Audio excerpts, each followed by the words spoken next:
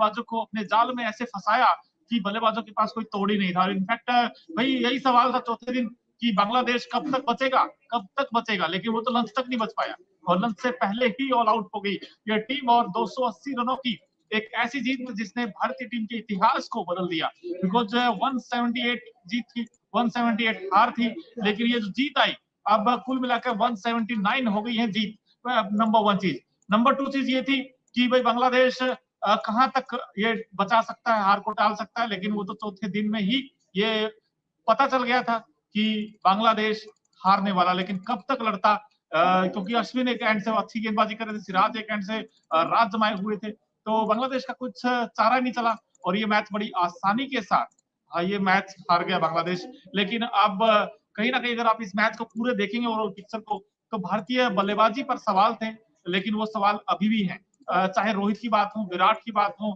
जायसवाल की बात हो, केएल राहुल की बात हो, ये सारे बल्लेबाज तकरीबन कुछ खास कमाल नहीं कर पाए। अगर जायसवाल की एक पारी छोड़ दें, apart from that I think उनकी भी रन नहीं आए हैं, लेकिन जिन्होंने अच्छा किया वो थे ऋषभ पंत, वो थे शुभमन गिल। और इसके अलावा अगर आप देखें तो भाई भारतीय बैटिंग में जो शुभमन गिल ने नंबर 3 पर आकर अपना पक्का, वो कहते हैं ना, फिक्स कर लिया उन्होंने स्थान अपना। और भारतीय टीम की इस जीत पर दोस्तों आप क्या राय हो वो कमेंट बॉक्स में जरूर बताएं। लेकिन ये जो जीत है, इस जीत में जैसे मैंने आपको बताया कि 179 जीत भारत की हो गई है। और चौथे दिन अगर आप देखें तो भारत के लिए अन्ना ने एक सुनहरा पन्ना लिखा है। अश्विन ने पहले बैटिंग में उन्होंने 100 बनाया और फिर गेंद से भी कमाल किया है। और अखिल भाई हमारे साथ थोड़ी देर में आएंगे और अखिल भाई बड़े दिलचस्प आंकड़े लेकर आएंगे आपके लिए, क्योंकि अश्विन ऐसे खिलाड़ी है जो बॉल से तो अच्छा करते ही करते, लेकिन बैट से अच्छा करते। उन्होंने छठा 100 बनाया था और देखिए एम एस धोनी ने 6 100 बनाए हैं और वैसे ही काम अश्विन ने भी किया है। तो भारत की धमाकेदार जीत। और मैं ग्राफिक्स के जरिए आपको दिखाने की कोशिश करता हूँ कि भाई यहाँ पर नजमुल हसन शांटो, जो कि हाईएस्ट रन गेटर रहे सेकंड इनिंग में, 82 बनाए उन्होंने 127 गेंदों पर 82 उनका ये जो स्कोर था ये काफी नहीं था। और भारत ने बांग्लादेश को 280 रनों से हरा दिया है और कहीं ना कहीं 234 रनों पर सिमट गया बांग्लादेश। लेकिन बांग्लादेश के लिए दिक्कत ये थी कि वो फर्स्ट इनिंग में सिर्फ 149 रन बना पाया, 149, और उसका देखिए नुकसान हुआ इस टीम को। और उसके क्योंकि भारत को लीड इतनी मिल गई थी कि पहली पारी के आधार पर इंडिया जीत जाता अगर 4-1 करा लेता, लेकिन 4-1 भारत ने नहीं कराया। लेकिन उसके बावजूद भी टीम इंडिया ने धमाकेदार अंदाज में इस मुकाबले को अपने नाम किया है। और चेन्नई टेस्ट में भारत की ये जो जीत है ये कई मायनों में खास है, क्योंकि जैसे अंकिता ने कहा था कि यार मोनो आराम से भारत लंच तक जीत जाएगा और इनफैक्ट लंच तक ही जीत गया। और कई बार ऐसा होता है कि आपको पता रहता है कि भारतीय टीम का जो परफॉर्मेंस अगर आप ओवरऑल देखें तो बड़ा आउटस्टैंडिंग रहा है हर बार। भाई माइका लाल कोई हरा नहीं सका भारत में हराना बहुत टफ चैलेंज है। अंकिता, आप इस जीत को कैसे देखते हैं? अश्विन की परफॉर्मेंस को कैसे देखते हैं? शुभमन गिल की परफॉर्मेंस को कैसे देखते हैं? ऋषभ पंत की परफॉर्मेंस को कैसे देखते हैं? बुमराह को आप कैसे देखते हैं? और ये जो रोहित विराट के रन नहीं आए, लेकिन भारत ने जो जीत लगाई है, सिक्सर लगा दिया जीत का, सिंपल बात ये है चेन्नई में। बिल्कुल। और आपने अश्विन की बात की, अश्विन ने बल्लेबाजी से भी कमाल किया, जब गेंदबाजी की बात आई तो वहां पर भी 6 विकेट चटकाए। और जड्डू की बात करें तो जड्डू और अश्विन की जोड़ी ने बल्लेबाजी में भी धमाल मचाया था और गेंदबाजी में भी यहाँ पर निराश नहीं किया। जिस तरीके से हमने देखा था कि कल भी जब गेंदबाजी हुई थी तो 3 विकेट अश्विन ने लिए थे बांग्लादेश के, और आज देखिए आज भी 3 विकेट लिए, यानी कि टोटल 6 विकेट अश्विन ने लिया। और ये अच्छी बात है, संकेत अच्छे है टीम इंडिया के लिए कि जो सेकंड टेस्ट मैच होगा वहां पर टीम इंडिया कहीं ना कहीं बहुत ज्यादा पॉजिटिव नजर आ रही होगी। साथ ही साथ जडेजा की बात करें तो जडेजा ने भी अच्छी गेंदबाजी की, बल्लेबाजी की बात करें तो 86 रन बनाए थे उन्होंने पहली इनिंग में। दूसरी इनिंग में जैसे ऋषभ पंत और बात करें यहाँ पर शुभमन गिल की, तो उन्होंने भी शतकीय पारी खेली थी। तो टीम इंडिया एक बड़े मार्जिन से इस मैच को जीता है। और हम भी कल बात करें तो बोलूं कि लंच से पहले ही ये मैच जो है वो टीम इंडिया अपने नाम कर पाएगा। और आज भी देखिए बिल्कुल, शुभमन गिल की आप इस बैटिंग को कैसे देखते हैं? 119 बनाए उन्होंने और ये 119 नाबाद थे, अगर वो खेलते तो क्या पता 200 ही बना देते यार। बिल्कुल नाबाद है। और अच्छी बात है ना कि नंबर 3 पर इनकी बल्लेबाजी की बात हो रही थी और बाबर आजम से भी कंपैरिजन किया जा रहा था कि इनकी जो परफॉर्मेंस है वो बाबर आजम की जैसे ही होती जा रही है। लेकिन यहाँ पर गिल ने अपने आप को प्रूव किया और अच्छी बात है, युवा खिलाड़ी है और टीम को चाहिए भी कि नंबर 3 पर आकर आप बड़े हिट्स लगाएं और पारी को बड़ी पारी में तब्दील कर पाए। और साथ दिया इनका बखूबी पंत ने, ऋषभ पंत ने 2 साल बाद जो कमबैक किया रेड बॉल क्रिकेट में वो काबिले तारीफ है। साथ ही साथ गिल ने दिल जीता है। अब ऐसा ही प्रदर्शन जो है वो आगे भी करे तो टीम इंडिया के लिए प्लस पॉइंट रहेगा। सेकंड टेस्ट मैच में टीम इंडिया जो है वो उनका जोश हाई रहेगा और उम्मीद यही रहेगी कि क्लीन स्वीप करके जाए भारत बांग्लादेश। बिल्कुल। और देखिए खुशी ऐसी होती है ना टेस्ट मैच की, बिकॉज टेस्ट में बेस्ट तो इंडिया है ही। और अंकिता बड़ी जल्दी जल्दी में आ गई कि यार मुझे ना बस लाइव करना है आके, क्योंकि मैच कभी भी खत्म हो सकता है, आपको पता था ऑलरेडी, क्योंकि इंडिया हाँ, क्योंकि हमने अच्छा कर कर भी रहा करा था। अच्छा करा था और 4 विकेट करके बिल्कुल। और 158। हमने एक पोल भी इनफैक्ट क्रिएट किया है कि भारत की जीत के हीरो कौन लगता है भाई आपको। हम्म। अगर आप देखें तो कई सारे नायक हैं इसमें। आर अश्विन भी है, रविंद्र जडेजा भी है, ऋषभ पंत भी है, शुभमन गिल भी है। अगर आपके पॉइंट ऑफ व्यू से आप बताइए आपका हीरो कौन है। अंकिता आप ही बताइए पहले, कौन आपको हीरो लगता है। देखिए मेरे हिसाब से तो मैं अश्विन को ही हीरो मानती हम्म, हूँ इस जीत का, क्योंकि नंबर 8 पर आके बल्लेबाजी की और हम्म, शतकीय पारी के लिए। उसके बाद जब गेंदबाजी की बात आई तो वहां पर भी निराश नहीं किया। आई थिंक हीरो बहुत सारे यहाँ पर हैं, लेकिन जो मेगा स्टार होता है आई थिंक हम्म। अश्विन ही है। अश्विन इसलिए आपने चुना है क्योंकि 6 विकेट झटके उन्होंने सेकंड इनिंग में, 6 विकेट। हम्म। और अगर आप फर्स्ट इनिंग में देखें तो वहां पर उनको भले ही विकेट ना मिला हो, लेकिन ये तो 6 विकेट थे। और इसीलिए चेन्नई में सिक्सर लगा था जीत का। अश्विन ने हम्म। 6 विकेट निकाले हैं। और इसके अलावा अगर आप देखें तो आकाशदीप भी अच्छा किया उन्होंने, नो डाउट, क्योंकि बिल्कुल। बहुत अच्छी गेंदबाजी कर रहे थे वो भी। अच्छे साइन इंडिया के लिए कि भाई दो बॉलर तो आपके पास तैयार हैं, सिराज और बुमराह, और जो नंबर 3 की रेस में आकाशदीप भी अपने आप को रखेंगे। आकाश आकाश ने इनफैक्ट आकाश पर प्रकाश डालना बहुत जरूरी हो जाता है, क्योंकि उन्होंने अच्छा परफॉर्म किया। लेकिन बैटिंग में भारतीय टीम के जो सवाल थे, रोहित, गिल, जो कहते हैं ना गिल नंबर 3 तो पक्का हो गए, लेकिन रोहित का क्या होगा, विराट का क्या होगा, केएल राहुल का क्या होगा, ये सवाल तो अभी भी रहेंगे। और सेकंड मैच का स्क्वाड भी आना है। इनफैक्ट वहां पर एक दो नाम हो सकता है कुछ चेंजेस हो, क्योंकि बुमराह को हो सकता है रेस्ट दिया जा सकता है। ऐसे में फिर तीसरा तेज गेंदबाज कौन होगा, नंबर 1 चीज। नंबर 2 चीज ये है कि क्या बैटिंग में कुछ बदलाव होंगे। आपको लगता है कि क्योंकि जो डोमेस्टिक में हमने देखा है कुछ खिलाड़ियों ने बहुत अच्छा परफॉर्मेंस किया है, आपको हम्म। लगता है वहां से कोई प्लेयर आ सकता है। जैसे ईश्वरन की बात करें, उन्होंने 100 बनाया था, और ईश्वरन को मौका तो मिलता है टीम में, लेकिन खेलने का मौका नहीं मिलता प्लेइंग 11 में। बट यार वो ओपन करते हैं, आपके हम्म, पास फिर जायसवाल है, रोहित है, तो फिर उनको मौका नहीं मिल सकता मेरे हम्म, हिसाब से। आई थिंक यहाँ पर कुलदीप यादव को शायद मौका मिल सकता है, यहाँ पर अक्षर पटेल को भी मौका मिल सकता हम्म, है। तो सेकंड मैच इसलिए भी टीम इंडिया हम्म, का जोश हाई होगा, क्योंकि पहले टेस्ट मैच में इतनी बड़ी जीत के साथ टीम इंडिया हम्म, इस मैच को जीता है। 280 रनों से इस मैच को टीम इंडिया ने जीता है, तो अच्छी बात है कि अब सेकंड मैच में देखते हैं क्या कुछ बदलाव होता है। आई थिंक रोहित विराट के रन्स नहीं आ रहे हैं, वो सबसे ज्यादा चिंता का विषय भी है, और फैंस के लिए भी, टीम इंडिया के लिए भी, क्योंकि हमें बहुत सारे टेस्ट मैच भी खेलने और WTC के मद्देनजर भी हमें किसी भी तरीके से ये जो टूर्नामेंट है वो जीतना पड़ेगा।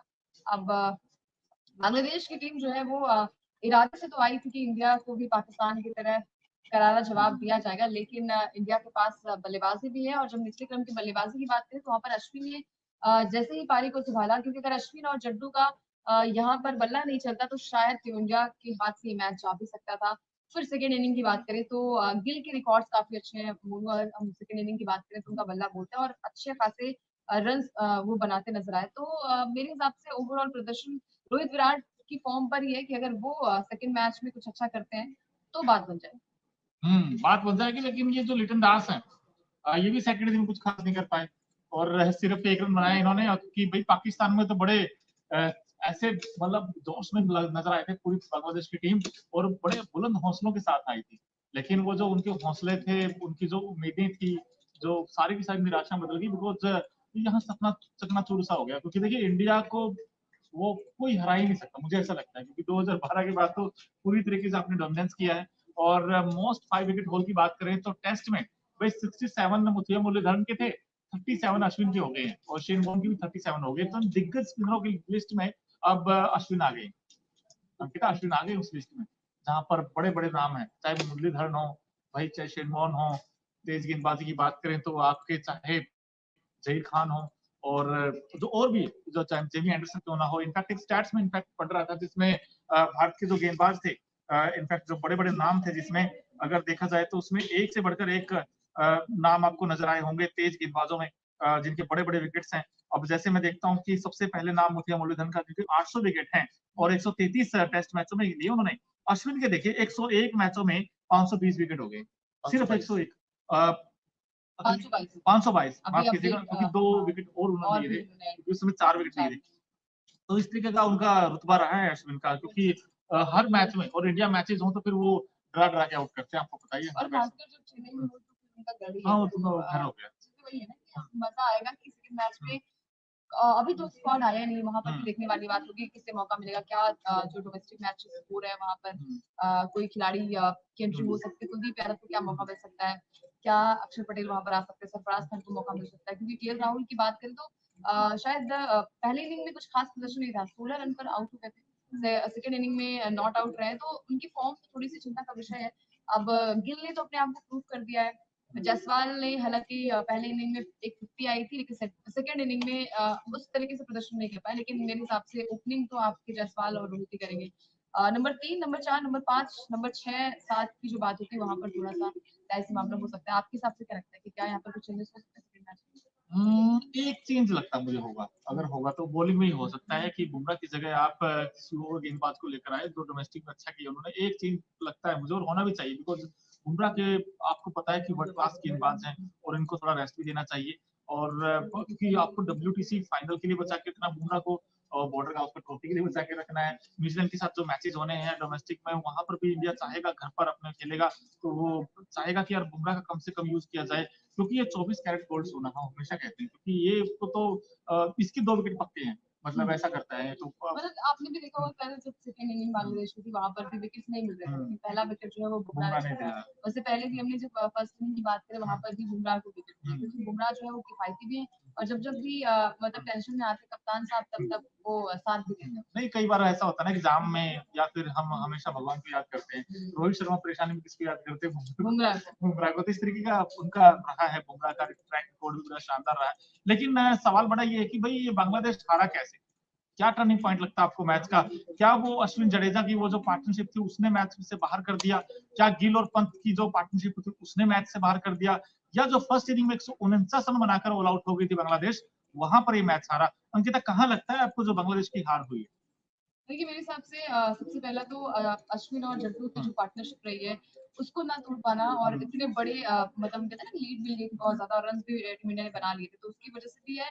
साथ साथ बल्लेबाजी यहाँ पर निराश किया, बांग्लादेश की बल्लेबाजी कहीं ना कहीं थोड़ी सी डीप हुई है, और 149 पर आप ऑल आउट हो जाते हैं तो अपने आप में सामने वाली टीम जो है वो थोड़ी सी क्या बहुत ज्यादा उन पर हम कहते हैं ना कि दिक्कतें नहीं हो पाती है, वो और भी जल्दी से आपको आउट कर सकते हैं। तो मेरे हिसाब से शायद यहाँ पर जड्डू धनराज सिंह जी कह रहे हैं कि रविंद्र जडेजा आउटस्टैंडिंग है, मतलब उन्होंने ऐसे करके दिखाया कि पावर उन्होंने गजब किया है। बिल्कुल किया है भाई, नो डाउट, क्योंकि रविंद्र जडेजा पर भी थोड़े थोड़े सवाल थे कि क्या वो उस तरीके से परफॉर्म कर पाएंगे बैट के साथ, गेंद के साथ, लेकिन दोनों से उन्होंने किया इनफैक्ट। तो आप जडेजा को फुल मार्क्स देंगे, पूरी टीम इंडिया को फुल मार्क्स देंगे।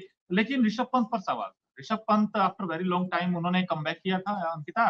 ऋषभ पंत को अब आप कैसे देखते हैं? क्योंकि ऋषभ पंत वो खिलाड़ी हैं जो हमने देखा था कि भाई लिमिटेड गेम्स में तो वो अच्छा करते ही है, T20 फॉर्मेट हो चाहे वनडे हो, बट टेस्ट में अपने आप को एक बार फिर से साबित करना था, और ब्रेक के बाद आए और 100 बनाए। बिल्कुल, और देखिए टेस्ट मैच की बात होती है तो फिर ऋषभ पंत अपनी स्टाइल में खेलते हैं, और वैसी स्टाइल उन्होंने अपनाई जो पहले इंटेंट नजर आया था, वैसा इंटेंट 2 साल बाद भी हमने देखा और अच्छा लगा। जब पहली इनिंग की बात करें 39 पर मतलब आउट हो गए थे, उसके बाद जब ऋषभ पंत सेकंड इनिंग में आए तो एक अलग ऋषभ पंत नजर आया, एक अच्छा कमबैक हुआ है, और ये साइन जो है वो टीम इंडिया के लिए बहुत अच्छे हैं। ऋषभ पंत की बात करें तो 109 यानी कि 109 रन की पारी खेली 128 बॉल पे, जहां पर 13 चौके और 4 छक्के के बल्ले से देखने को मिले। और क्योंकि सवाल उठ रहे थे ना कि कहीं ना कहीं इंजरी कंसर्न भी रहा है, 2 साल बाद कमबैक हुआ है, क्या ऋषभ पंत उसी लाइन में नजर आएंगे जैसा उनका ट्रैक रिकॉर्ड रहा है। अब मजा आएगा कि ऋषभ पंत जो है वो क्या ऐसे ही आगे भी बल्लेबाजी करेंगे। अब इन्होंने प्रूव तो कर दिया है कि नहीं, वो दमखम जो है वो जो पहले था वही दमखम अभी भी साथ बरकरार है। साथ बरकरार है, और कहीं ना कहीं इस जीत में आप एक नहीं, दो नहीं, कई सारी ऐसी चीजें हैं जो आपने देखी होगी हाइलाइट्स के जरिए, लेकिन न्यूज विजन स्पोर्ट्स पर क्योंकि यहाँ पर ना सिर्फ आपको कवरेज मिलती है बल्कि हाइलाइट्स भी मिलती हैं, और अलग अलग तरीके से हर एक पहलू पर बात करते हैं। ऐसा नहीं कि यार इंडिया जीत गया तो बड़ी अच्छी बात है, हर सारे ट्रैक रिकॉर्ड आपको देते हैं कि भाई इतने मैचेस खेले हैं, इतने मैचेस में इंडिया का ये रिजल्ट है। क्योंकि देखिए 179 92 ईयर्स का इतिहास हो गया टेस्ट का इंडिया का, और उसमें 92 साल में भारत पहली बार ऐसा हुआ इतिहास में टेस्ट क्रिकेट में खासकर कि आपके 178 जीत थी इस मैच से पहले, अब 179 हो गई, 179, और जो हार का मार्जिन है वो 178 रह गया। तो इंडिया जीत के मामले भी आगे निकल गया है, और शायद इंग्लैंड और ऑस्ट्रेलिया के बाद नंबर 3 पर है इंडिया टेस्ट में, अगर आप देखें तो कहीं ना कहीं देखिए भारतीय टीम एक के बाद एक जीत आ रही है। बस अब तो ये उम्मीद है सारे के सारे जो फोकस है ना इंडिया का